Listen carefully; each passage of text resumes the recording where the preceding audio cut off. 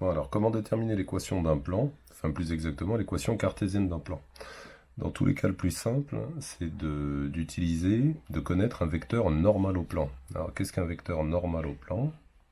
Si on a un plan comme ça, voilà, petit n, c'est un vecteur normal au plan. Donc, on peut chercher, donc il n'existe pas qu'un seul plan qui soit normal à ce vecteur, mais il en existe qu'un seul qui passe par le point A et qui soit normal au vecteur n.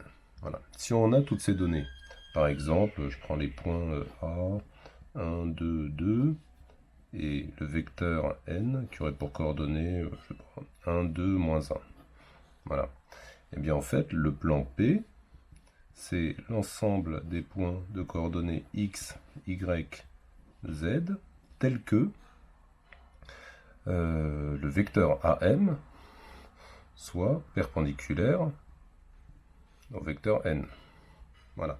C'est l'ensemble des points n tels que AM soit perpendiculaire au vecteur n. Le vecteur AM a pour coordonnées x-1, y-2, z-2. D'accord? Et l'expression de l'orthogonalité de ces deux vecteurs se fait à l'aide du produit scalaire.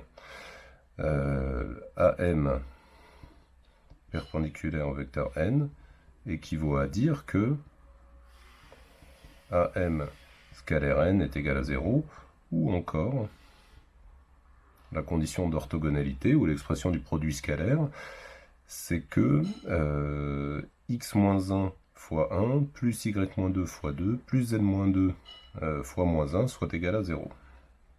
Donc x-1 fois 1 plus y-2 fois 2 plus z-2 fois moins 1 soit égal à 0.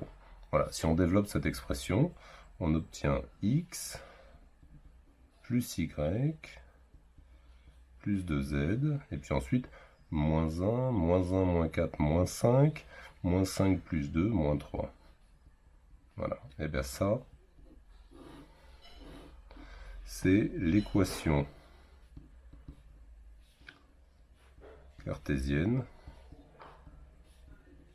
du plan passant par A, passant par le point A, et normal au vecteur n dont on connaît les coordonnées, quoi.